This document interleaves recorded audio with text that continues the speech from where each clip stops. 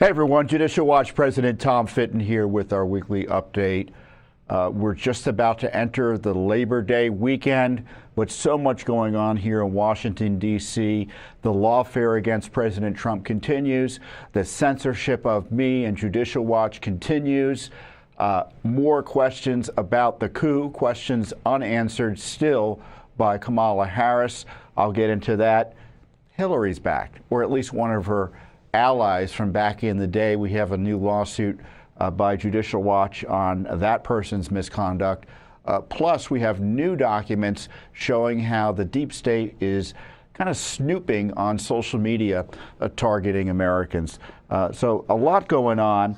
But let's talk about what's happening to Judicial Watch first, because to me, it's kind of indicative and a symptom of a very serious issue as it relates to election interference and censorship.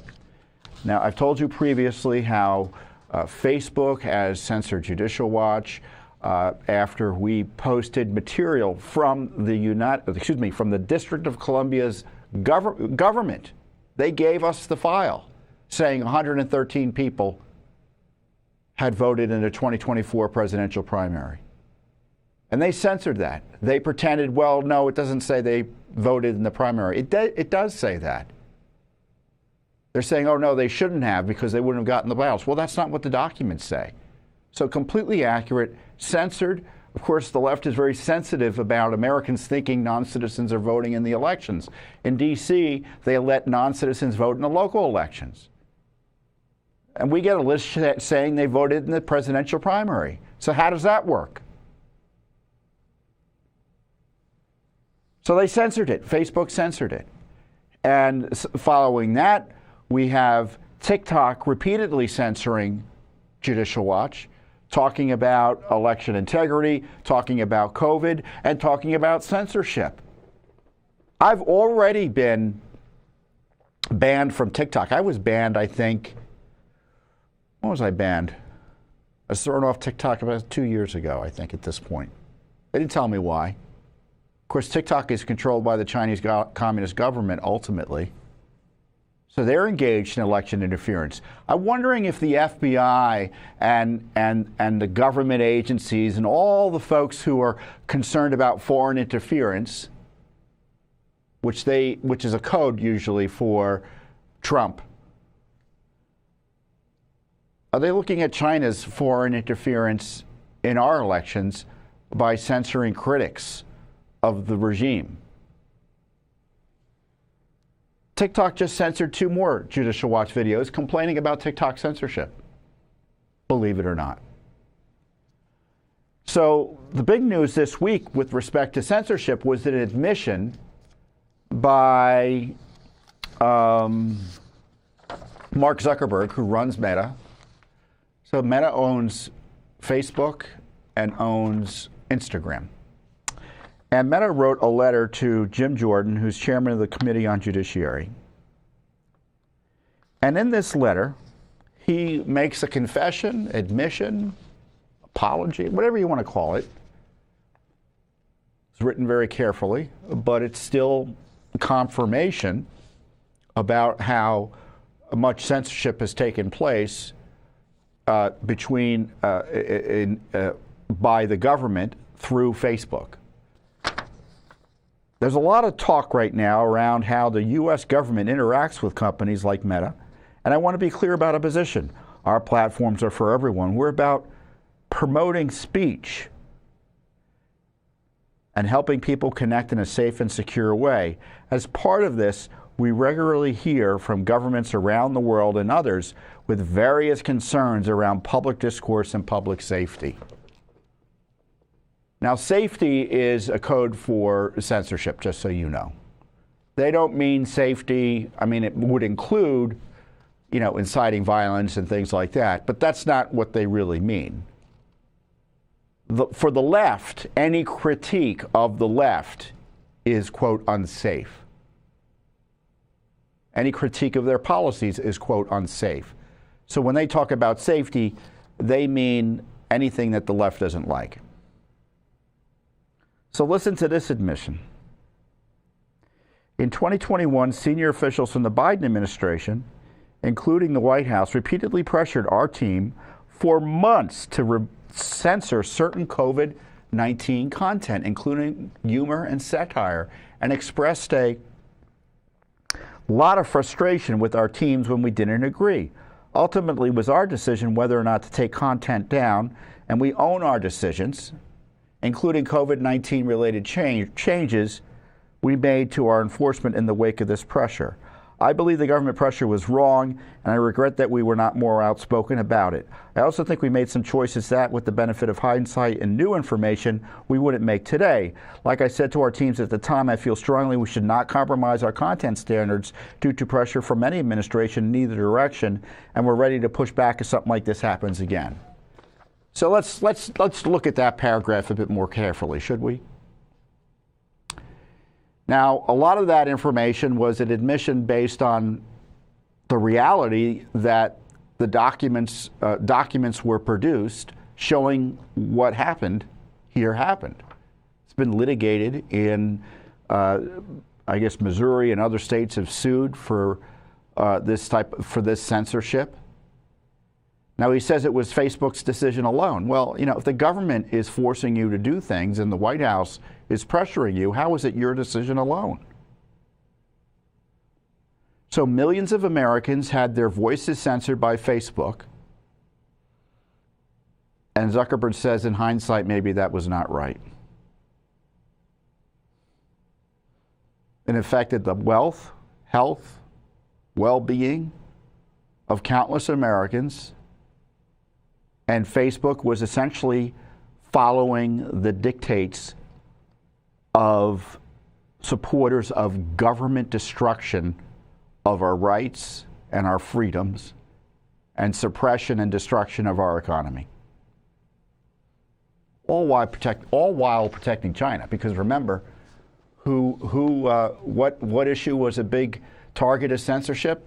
The idea that COVID was a virus that was man-made, or the result of, quote, gain of function, unquote, research funded by the U.S. government in China.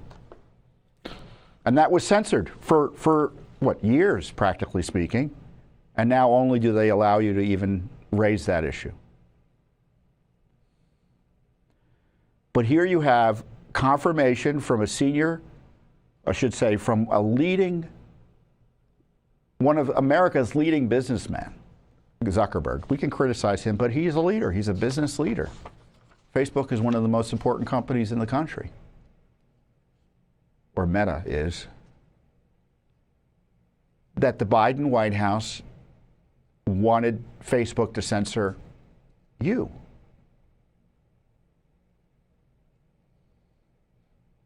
Is that impeachable? I think it is. Of course, Republicans aren't going to do anything about it. Of course, Judicial Watch is still facing this censorship. Now, is it as explicit? I don't know what's going on behind the scenes. But I think it's mightily convenient that, you know, we are repeatedly targeted with censorship that seems to fit nicely with the propaganda narrative interests of left-wing government leaders, whether it be in the District of Columbia or Washington, D.C., or generally. It's happening now around another election. Speaking of another election, in the next paragraph, he highlights and confesses to how the FBI essentially interfered in the prior election for Joe Biden. In a separate situation, the FBI warned us about a potential Russian disinformation operation about the Biden family and Burisma in the lead up to the 2020 election. That fall, when we saw a New York Post story reporting on corruption allegations involving then Democratic presidential nominee Joe Biden's family, we sent that story to fact checkers, the fake left-wing fact checkers that are basically operatives for the Democrats, for review, and temporarily demoted it while waiting for a reply. It's since then been made clear that the reporting was not Russian disinformation, and in retrospect, we shouldn't have demoted the story because the FBI told us to. He didn't put that in there, but that's what they did. We've changed our policies and processes to make sure this doesn't happen again. For instance, we no longer temporarily demote things in the United States while waiting for fact checkers. No, but the left-wing fact checkers come in after the fact, and then you demote it. How does that work? And let's look at this paragraph again. This is new information, at least to me, because they said the FBI warned us about Russian disinformation operation about Biden family and Burisma in the lead up to the 2020 election. Well, that's not how it was described previously. It's been described previously that the FBI had been vague about what to look out for, that they were worried about foreign interference and people should be on the lookout for it. And that the social media companies then, when the Biden story came out, the Hunter Biden laptop, said, oh, this is what they were telling us about, let's censor it. Here, Zuckerberg says much more specifically, they knew they were going to there was more information coming out about Hunter Biden and Burisma, and to be on the lookout for it. Well, that really is a dramatic change in the storyline and suggests that the interference in the election was much more substantial and planned than has previously been known. I mean, Judicial Watch is finding out information and disclosed how the CIA intervened to help suppress the Hunter Biden laptop story. Those 50 writers or former intel officials with that Democrat Biden campaign document pretending and it was Russia disinformation. Isn't it amazing how all of these, in retrospect, mistaken censorship that benefited politically Joe Biden in a campaign and may have led to the defeat, I know I used the term defeat loosely there, of President Trump. Oh, well, that was a mistake. And they want us to believe no harm, no foul. Well, there was harm. Our election was ruined because of it. And that's the most charitable way of putting it. And then the last part of the letter, Zuckerberg goes into the so-called Zuckerbucks scandal. Zuckerberg gave almost $500 million to left-wing nonprofits, supposedly to help local governments manage their elections. And the analysis of those monies and the way that money was used suggested it was just turned into a basically get-out-to-vote operation for the Democratic Party. And this is what Zuckerberg said about that. Apart from content moderation, when someone says content moderation, they mean censorship. I want to address the contributions I made during the last presidential cycle to support electoral infrastructure. The idea here was to make sure local election jurisdictions across the country had the resources they needed to help people vote safely during the global pandemic. And that meant changing rules, right?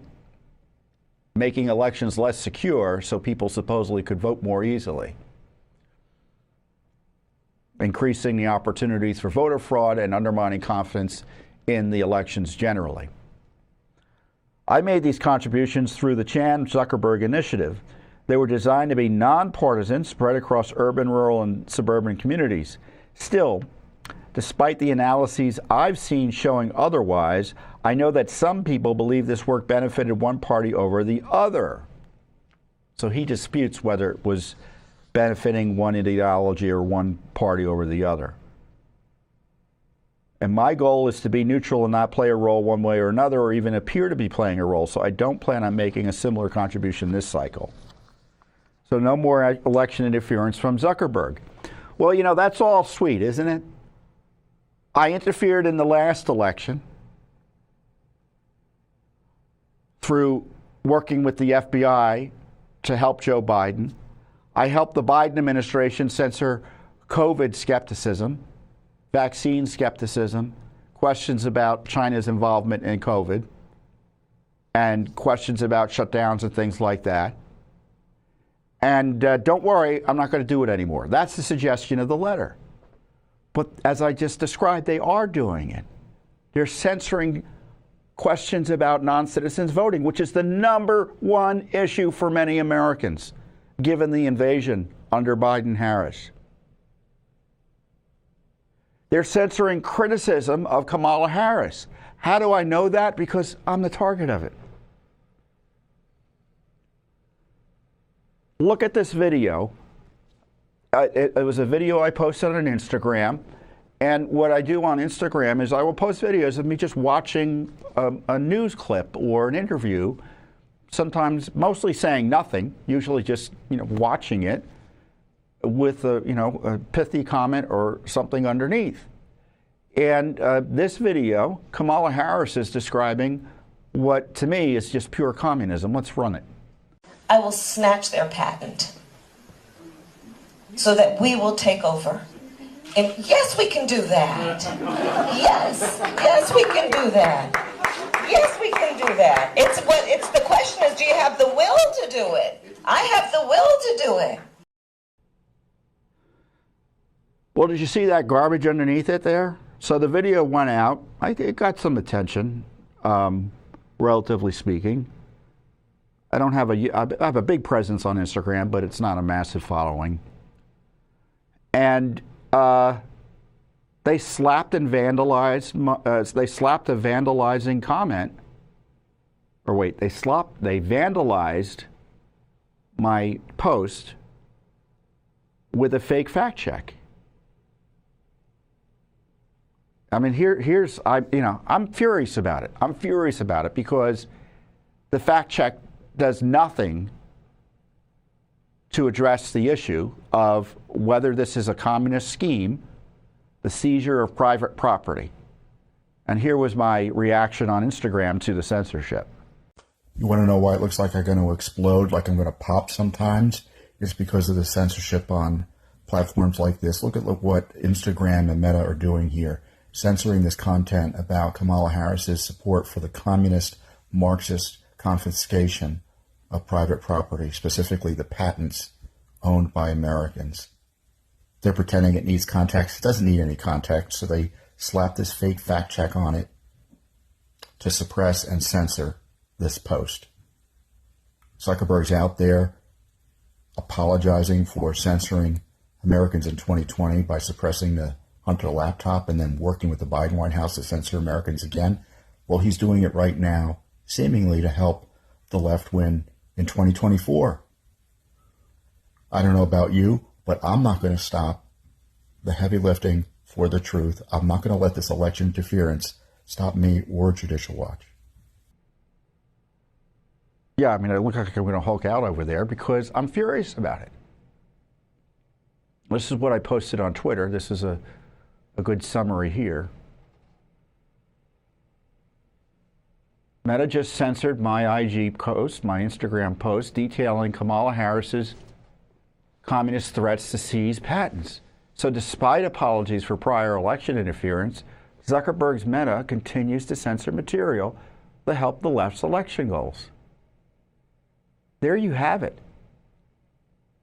So Meta's censoring criticism of non-citizen voting in District of Columbia, or the details of it.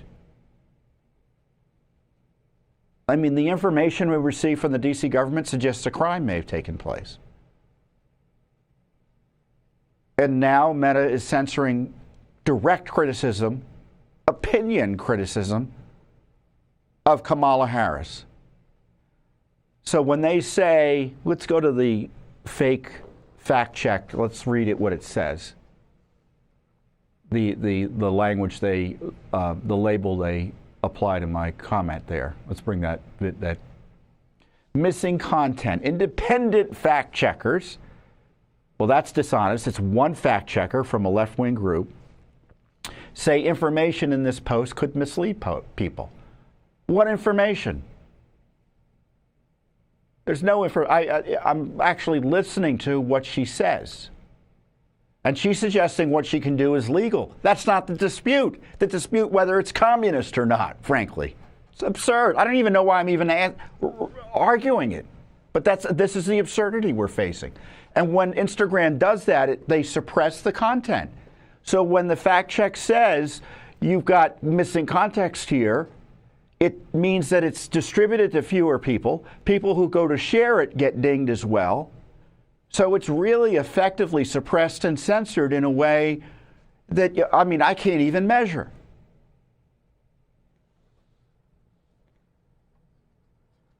All 60 days or so before the election.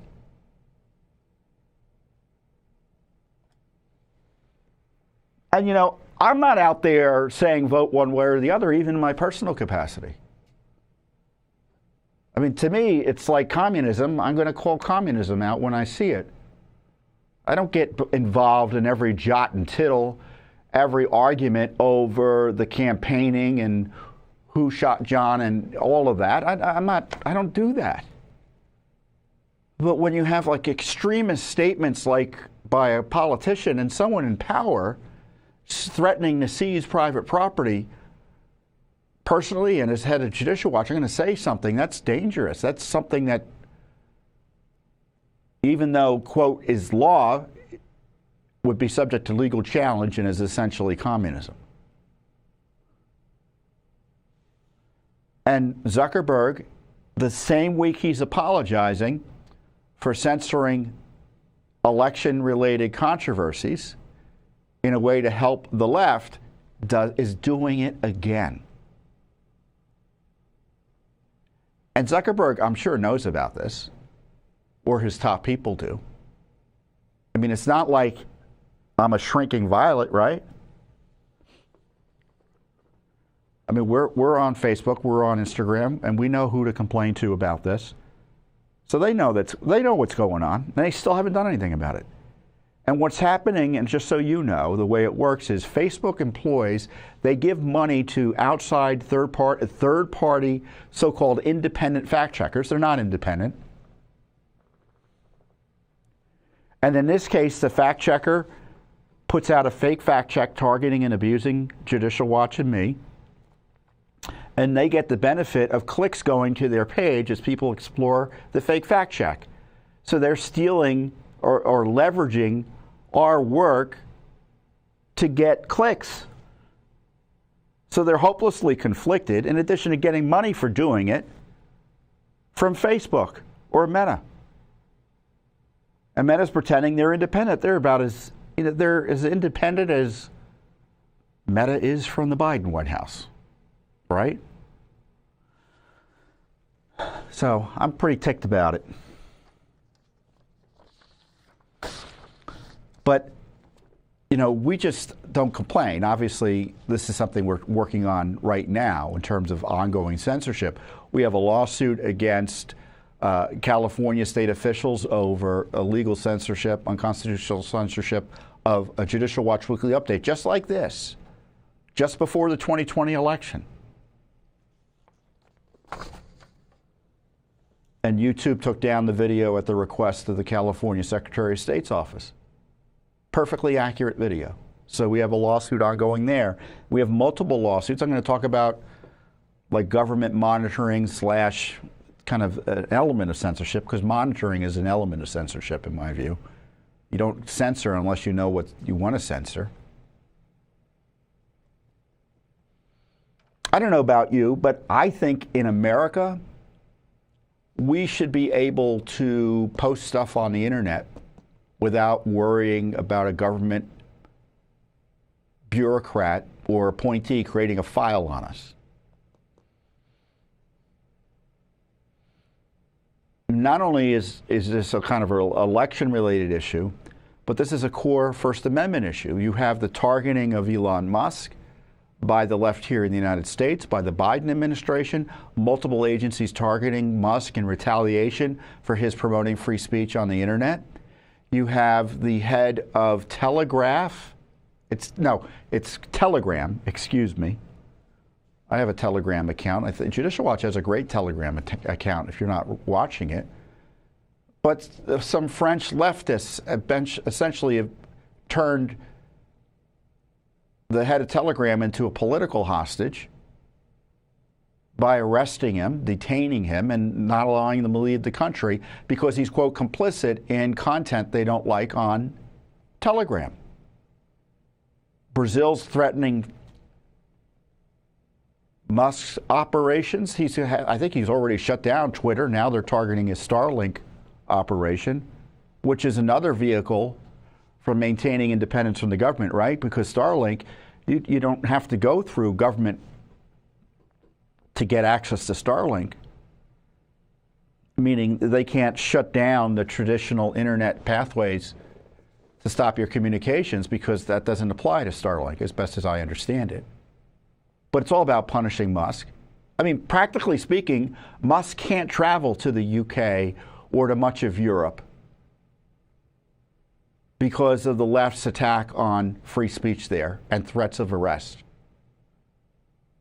I'm frankly hesitant to travel to Europe personally, given what the UK's left-wing government's now saying about the speech that they'll arrest individuals for, even outside the United States. And where is the Bush administration, the Biden administration, in defending Musk and Starlink and X from the predations of the left in the EU and the UK and Brazil? You know where they are? They're rooting for it behind the scenes, I suspect. So there's a transnational effort to destroy your right to free speech, your God-given right to free speech. We have the First Amendment here. You'd think that'd be a protection. It isn't. When you have the White House opposed to it, literally the government, the Democratic Party wants to modify the First Amendment to control political speech.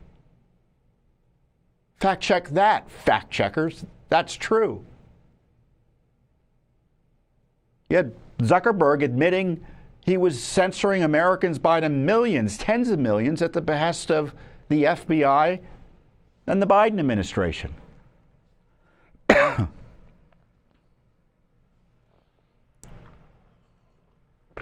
didn't mean to go on so long about censorship, but I tell you, if we don't have the right to free speech in this country, boy, a lot of our other rights can quickly go down the drain.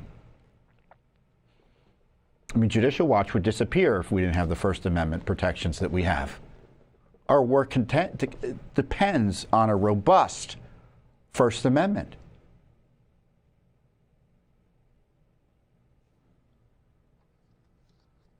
I mean, how do we educate people if we can't speak? We're an educational foundation.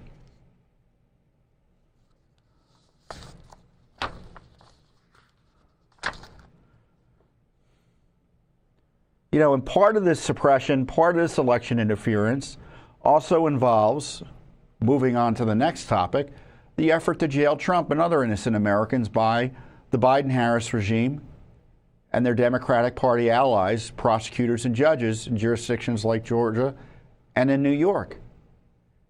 And Jack Smith, in a show of utter contempt for the rule of law, free and fair elections, and the Supreme Court and the U.S. Constitution, re-indicted Trump this week. Re-indicted him. Now, this is what the status of his investigations or non-investigations are, because I think they were all just political. Judge Cannon in Florida, in the sham documents case, found him to be an unconstitutional appointee, and therefore his investigation's invalid, and she threw out the whole case. So he's desperately trying to appeal that. Up here in Washington, D.C., the Supreme Court eviscerated his first indictment of Trump as being unconstitutional in large measure, and rather than run away and go home or, basically shut it down, he doubled down and re-indicted him just 60 days or so before the election, pretending to comply with the Supreme Court's ruling that Trump has, and every president has, immunity from prosecution for official acts as a president. And what he did, I've carefully reviewed this new re-indictment, or what is it's literally called a superseding indictment. It's the same damn charges, pardon my language. He took out a few paragraphs and a few pages where it was clear he was alleging that the president did something as president that he should be thrown in jail for, and he supposedly cleaned it up that way, while leaving all sorts of other material in there that is a thumb of the nose at the Supreme Court because it clearly involves his duties and responsibilities as president.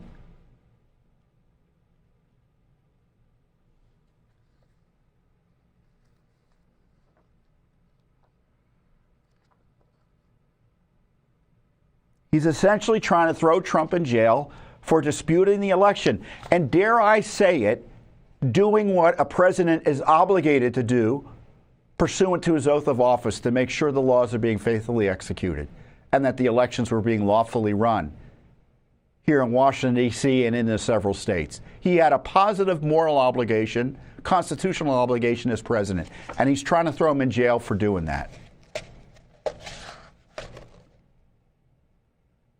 60-plus days before the election. I mean, you read the indictment. I encourage you to read the indictment. It reads like something the DNC or MSNBC wrote. It's not lawful. It's a political polemic. Here was my immediate reaction to it the other day. Another outrageous abuse of power today by the Biden-Harris regime with the re-indictment of President Trump. The Biden Justice Department, Jack Smith, etc., not satisfied with losing already before the Supreme Court with an unconstitutional abusive indictment, has pretended that changing a few words would make the indictment okay. It isn't. This was an illegal act. This was a political act, an indictment of the number one candidate for president just 2 weeks or so before the first votes are cast. Who are they fooling? This is one of the worst abuses of power, this whole lawfare, this effort to rig the elections through illicit prosecutions by the Democratic Party politicians and their bureaucratic appointees has never been seen before in American history. And so Judicial Watch will continue the heavy lifting to expose the truth about what's going on here. And of course, Congress should defund this whole mess. And let's hope the courts again step in and preserve the rule of law. Yeah, this is trying to jail Trump for, in the least, having the gall to exercise his, again, First Amendment rights to petition his government, and obviously his duties and responsibilities as president. So not only is it constitutionally infirm because of the Supreme Court decision, but it's an abuse of President Trump's civil rights under the color of law. To me, it's a criminal indictment in the sense that the filing was of a criminal nature. Election interference and abuse of power by the Biden-Harris regime and their underlings, Jack Smith. And I've seen this abuse of power because I've suffered through it. Judicial Watch and I were targeted with a subpoena, grand jury subpoena, and they harassed me for 4 hours in an abusive way, arguing with me about my First Amendment rights, really.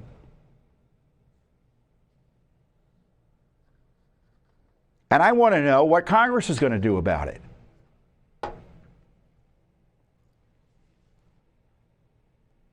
Next month, Congress comes back after, or the House at least, after a 6-week vacation. Do you get a 6-week vacation?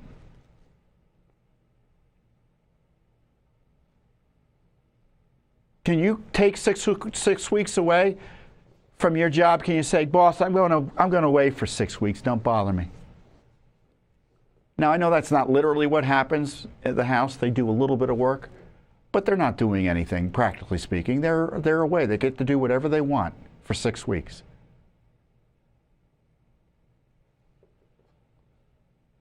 And when they come back, by the end of September, they're supposed to pass what is known as a continuing resolution, which is government speak for writing a blank check to the federal government for operations with virtually no oversight. And so what conservatives want is that if you're going to allow the government to be funded through that method, you have to at least pick 1 or 2 or 3 or 4 things, maybe one thing, how about that you're willing to demand in order to get that blank check. Like protecting the border, shutting down Jack Smith, investigating the 25th Amendment, what's going on with the the Biden coup. censorship, you name it. Making sure illegal aliens don't vote. Right now, they're not supposed to vote under law, but there's no teeth to those rules because there's no proof of citizenship required to register to vote or vote. How is that being allowed? And they don't want to fix any of it. They don't want to do anything I'm talking about. They don't want to tie this to a continuing resolution because they fear a government shutdown. And they're unwilling to shut the government down to do anything. To protect the border. I don't know about you. I'd shut the government down to protect the border. I'd shut the government down to make sure that the leading candidate for president isn't put in jail under false pretenses and violations of and through abuses of government authority and prosecutorial power. To protect tens of millions of Americans from censorship. Yeah, I'd shut the government down over that for a week or two. And so it's all happening again. And I was up on the Hill last year, almost a year ago. It was probably in October. I forget when this press conference was, with some conservative members on Capitol Hill and other conservative leaders, highlighting the need for leadership.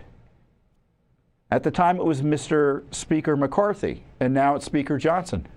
And we still need the leadership on these key issues. I think it's worth playing this press conference clip again. I'm Tom Fitton. I'm president of Judicial Watch, America's leading government watchdog organization. We have a simple request for Congress: do your job. It's not enough to do investigations and reports. We need to stop the government corruption and abuse that is so concerning to the American people. In this new budget fight, or basically the old budget fight that we're being asked to pretend is new, there's an inflection point. Are we going to continue to fund Republicans in the House the wild abuse by the Biden administration of its political opponents, the mass censorship of tens of millions of Americans, the border invasion we've heard so much about, and the other wild abuses of power that are right now fully funded with Congress? And I don't know what we're talking about with a clean CR. I see a dirty CR, a CR that will fund the worst of dirty politics and corruption in our federal government. And there's a positive moral obligation right now, not next year, but right now, to stop the abuses, the effort to jail Trump on pretextual, unprecedented charges in a way never seen before in American history. An obligation to stop right now the Biden administration's censorship of tens of millions of Americans. The obligation to stop right now the illicit use of tax monies to fund abortions in our military and elsewhere. We need to stop right now the attack on children through the promotion of transgender extremism. We need to stop right now the lack of serious investigation into the Biden administration corruption, specifically Biden corruption. We need a Justice Department or a special counsel that has confidence of the American people. All of these issues can be addressed in this continuing resolution.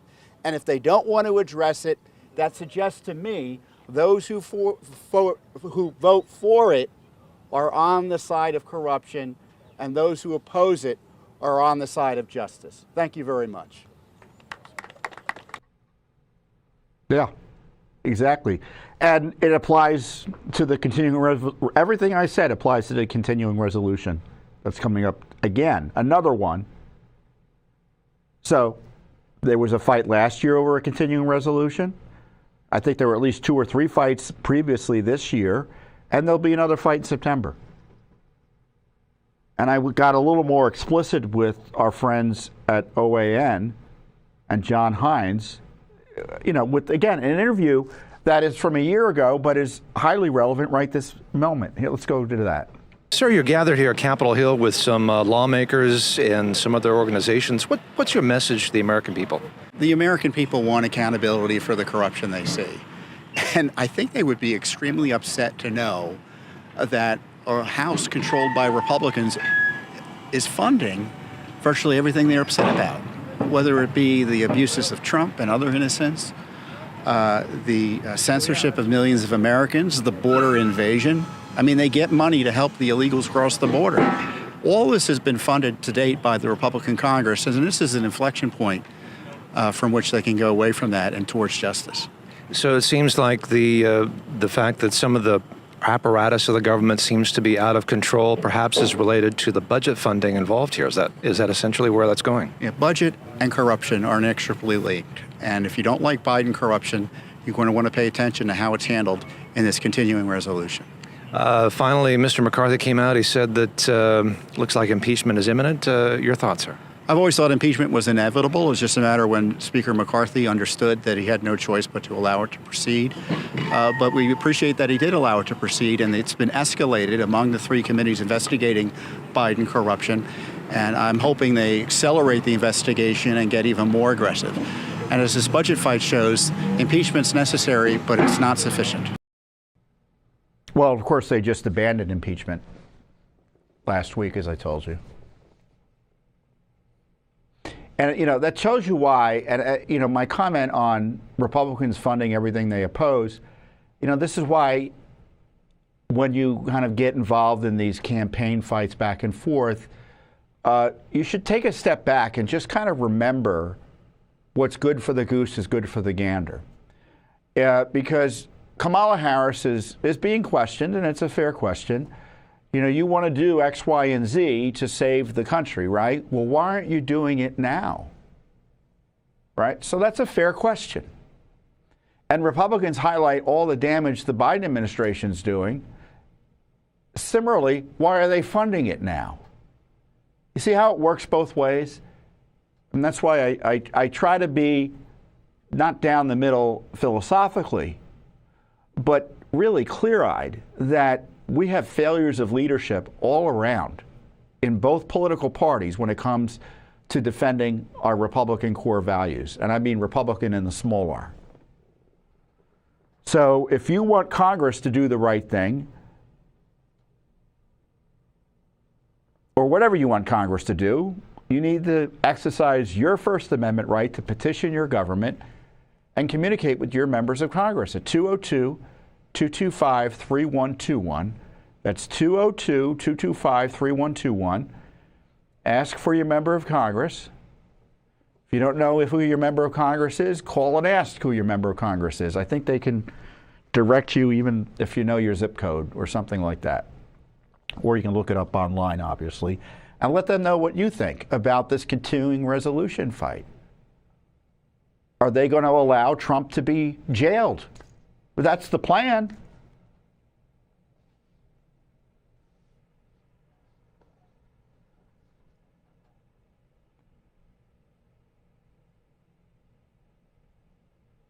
Ask them, are they going to investigate the coup?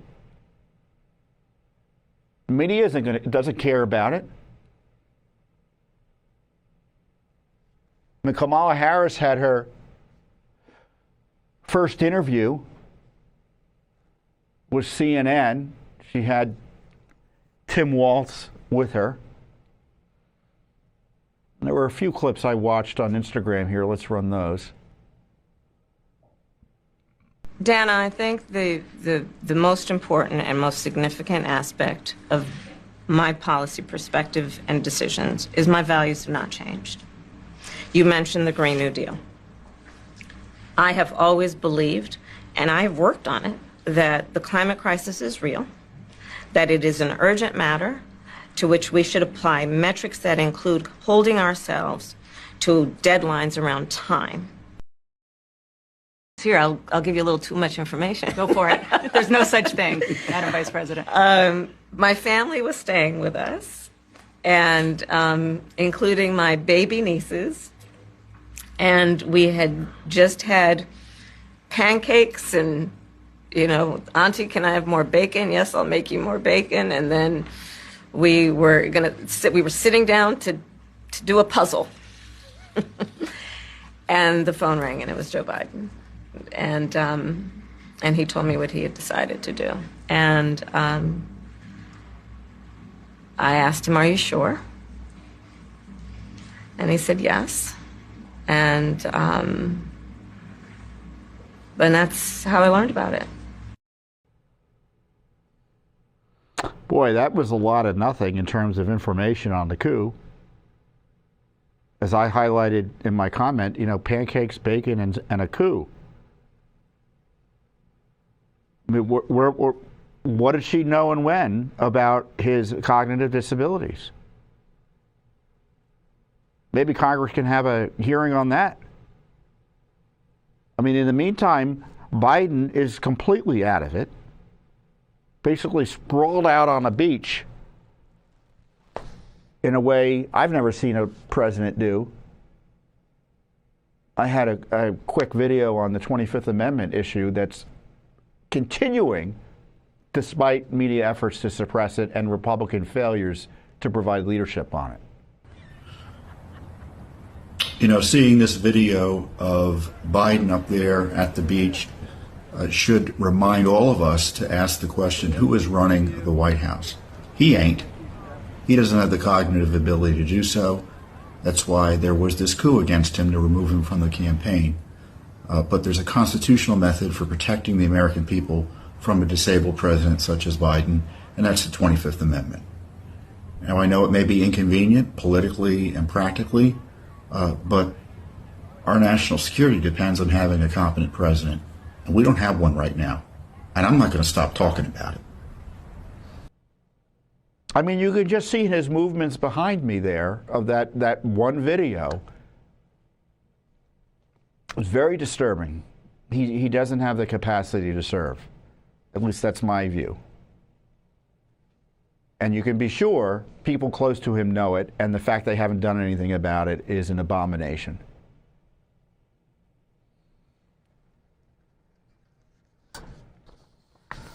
And I'm going to keep on asking questions about it. I'm sorry. I'm going to keep on asking questions about it. Just like I'm going to keep on asking questions about the coup.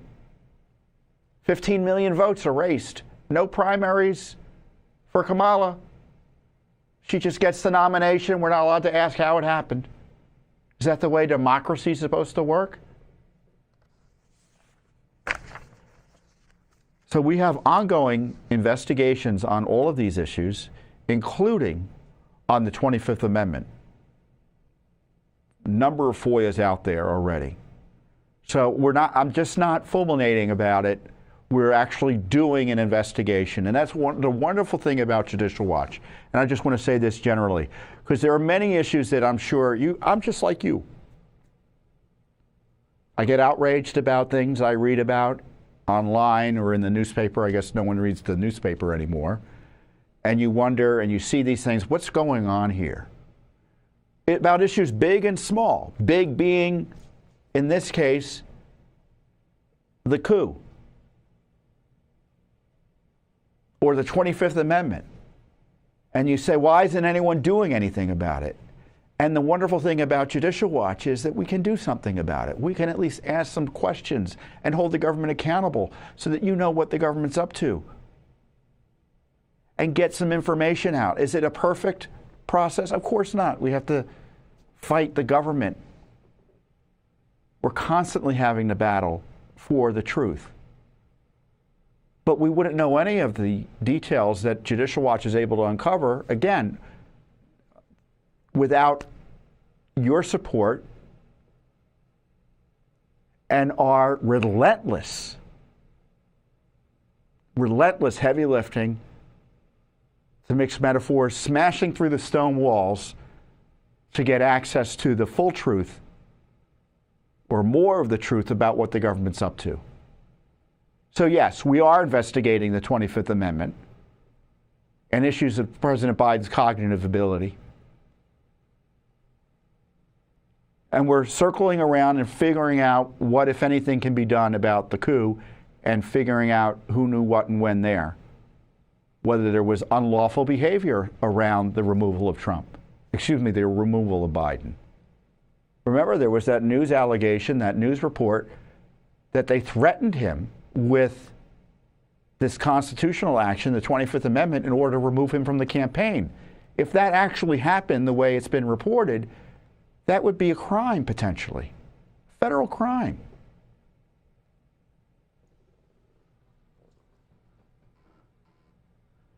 So we're just going to keep on keeping on.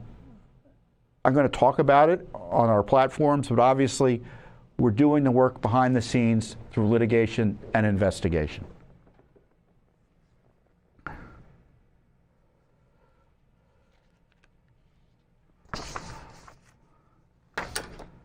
You know, when I've been talking about the First Amendment and the government threats to the First Amendment, and we just uncovered documents from the Department of Homeland Security, and one of the worst new agencies out there are called the Cyber Security and Infrastructure Security Agency, CISA. And CISA was developed in a panicked way after the 2016 election. Weak-minded folks in the Trump administration set it up in response to the fake allegations of Russia collusion by pretending the Russians actually had an impact on the election and that there was a serious threat. We needed to have this CISA operation to protect us against foreigners. The whole basis of it is a political overreaction to the war, to the Russia scandal. And sure enough, around 2020, they began working on suppressing content, not just about foreign interference or stopping foreign interference, allegedly, but stopping Americans from commenting. And there was this massive censorship infrastructure that CISA helped put together and was intimately involved in, targeting Americans. So Russia became targeting Americans, and suppressing their First Amendment freedoms. So we have a number of requests and lawsuits over CISA, including there was interesting information about threats to our electricity infrastructure.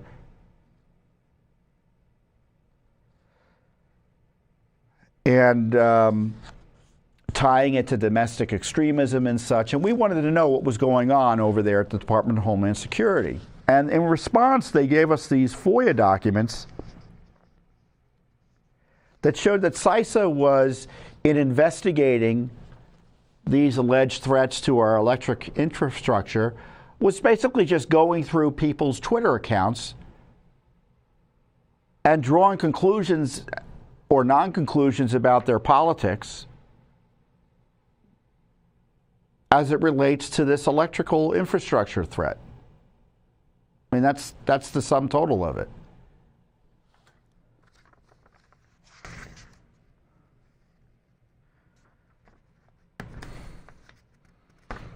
As a follow-up, this is one email we received at the end of December, from the end of December 2020. In light of both recent and upcoming events, there is a request for unclassified information from DHS CISA that can be shared with utility members in the U.S. and Canada on the following questions. So they were basically wanting the government to provide information to utility companies. Do you have any credible intelligence regarding threats or risks to the electricity industry in connection with 5G, including 5G conspiracy-related theories? So if you were asking questions about 5G, and I frankly don't know enough about 5G or the concerns about it to know what even those questions are, so I don't mean to denigrate the questions or avoid skepticism of the questions, since I don't know enough to conclude one way or the other whether they're legit or worth pursuing. But I do know, meaning asking questions about 5G and being labeled a conspiracy theorist, that sets off all the alarm bells that they are targeting Americans for data and intelligence collections based on their views on 5G. Do you think you should be able to express the view on 5G, whatever that view may be? And I don't even know what it might be. As I said, I don't know enough about the issue. I know a little bit about it, but not enough that I'm going to start talking about it in this forum. So it's targeting you, targeting Americans, commenting on 5G. You're the subject of intelligence operations by the U.S. government. That's wrong.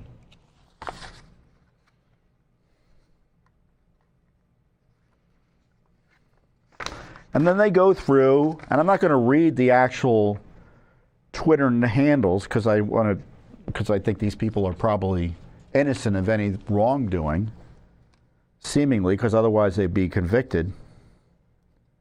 They were engaged in like terrorist threats against electrical grid issues, But they're going through and going through people's Twitter's threads and reading and trying to figure out what their politics are based on their commentary on the electrical grid threats. Not good at all. So it's very interesting to see what the government's up to on your dime. They're spying on you. I mean, the left complains about domestic spying, and it's happening in a mass way. And of course, the right does too, to a certain extent. We all should be concerned about domestic spying that is unlawful. I mean, we're not talking about people who there's reason to believe are acting as a spy and should be subject to law enforcement scrutiny. We're just talking about American social media posts that shouldn't generate intelligence gathering typically. I mean, you shouldn't be subject to intelligence analysis by the Department of Homeland Security if you comment on 5G. And that's what these documents show was actually happening. These documents show how the deep state CISA agency trolls social media to snoop on Americans.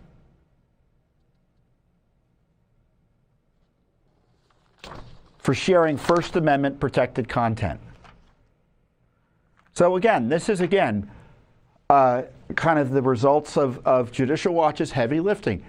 Asking under FOIA, being patient, in this case we didn't have to sue, we got some documents, exposing government misconduct, or what I believe to be government misconduct. You can draw your own conclusions. You can go look at the documents, they're all up on our internet site. It's only 5 or so pages.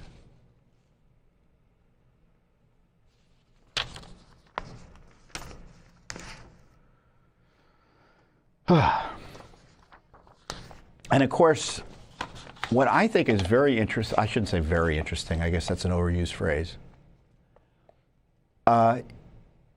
Hillary Clinton and people around Hillary Clinton and people around her, they're always up to something. And one of Hillary Clinton's top allies from her days in the Clinton administration is John Podesta. And Podesta was hired most recently by the Biden administration to work on doling out and coordinating the spending associated with the green energy climate scam monies that were in the Inflation Reduction Act, the misnamed Inflation Reduction Act, which has been called the largest green slush fund in American history. So we had and Podesta goes back to the Hillary Clinton years, or the Bill Clinton years, administration, where she helped Hillary Clinton avoid prosecution and scandal in the travel office affair. And we've got some detail on that on our website. We'll provide a link to it. And so Podesta also just was assigned, so very influential position. And Podesta was also assigned to replace John Kerry. And John Kerry was the climate envoy. So I'm not sure if he's still managing the spending. But he's in a primo position, obviously, within the Biden administration, or the Biden-Harris administration now. I don't even think we should call it the Biden-Harris administration, the administration, because I don't know who's running it. Biden's out of it. Someone like Podesta is probably effectively running his little fiefdom there because there's no one watching the store. All the more reason for our FOIA lawsuit that we just filed to figure out what he's up to be pushed harder. And John Podesta, so you know, was also on the outside an influential figure. And back in 2016, he ran wargaming scenarios where the left would engage in civil war if Trump, quote, won the election. I mean, this is how much of an extremist he is. That wasn't investigated by the grand jury. I know the prosecutors weren't interested in that. You know why? Because I told them about it. I said, why aren't you investigating this? Isn't that unlawful too, to threaten or plan for a civil war?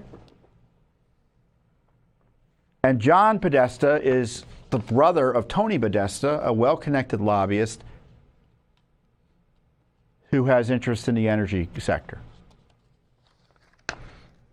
And so when Biden banned liquefied natural gas exports, I think that's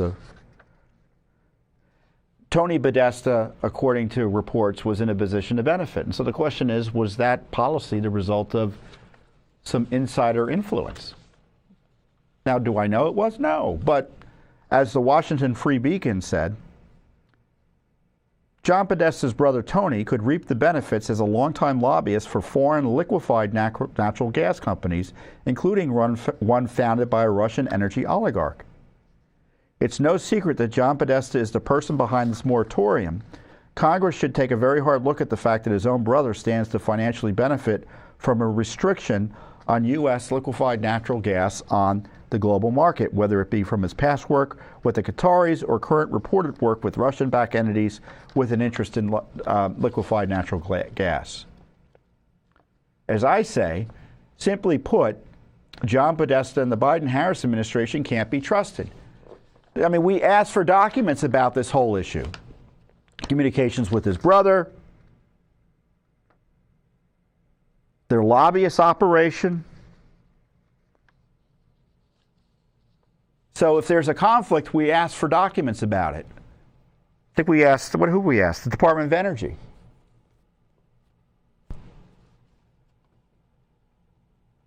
And they didn't give us anything. They're just giving us the runaround.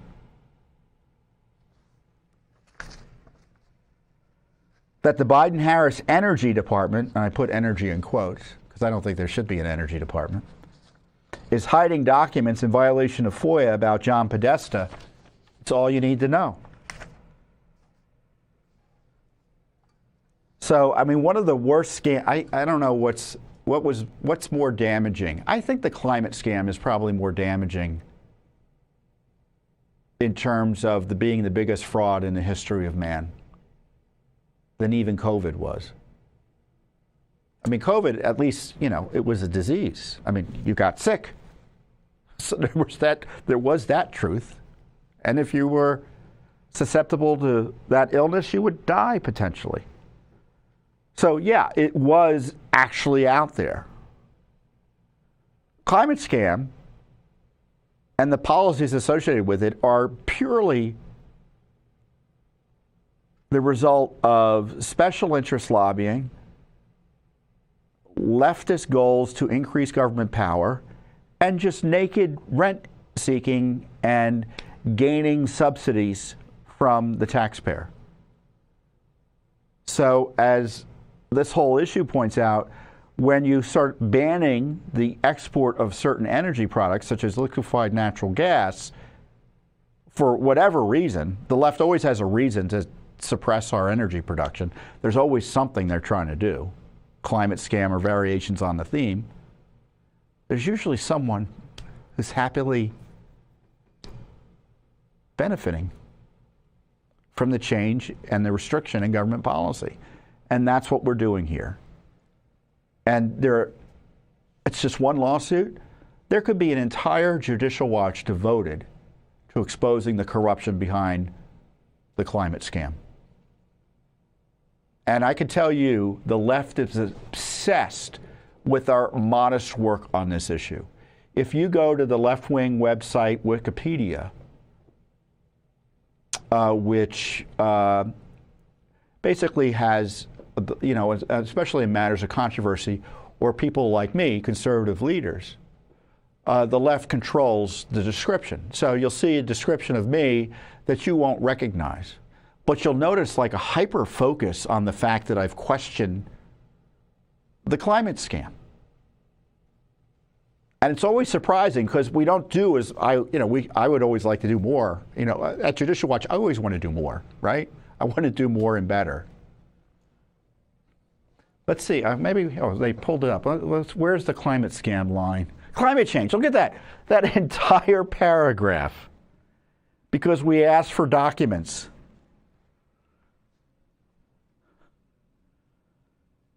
It's ridiculous.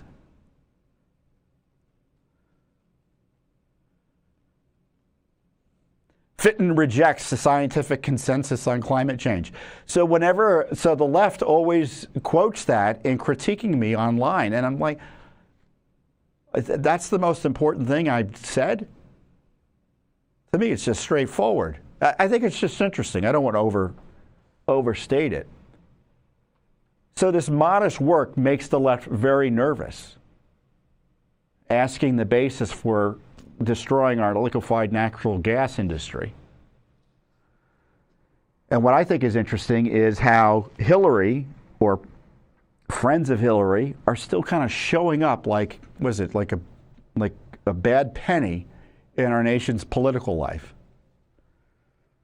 I mean, John Podesta's 75 and he's still kicking. So, I hope you're able to get a Labor Day off. I know Congress has, you know, their version of Labor Day. They don't get back till the week after Labor Day. So I wish you the best on the holiday. And in the meantime, be sure to support Judicial Watch and buy our book. Our book's coming out. Buy it now. Set it and forget it. Just go and make the purchase now. You'll get it when it comes. Rights and freedoms in peril. I've just explained how the rights and freedoms of you and every other American citizen are in peril, right? So I encourage you to get the book. It's a great way to support Judicial Watch. It's a great way to educate yourself. Buy, and not only buy it for yourself, buy it for your family members, for your children, for your grandchildren.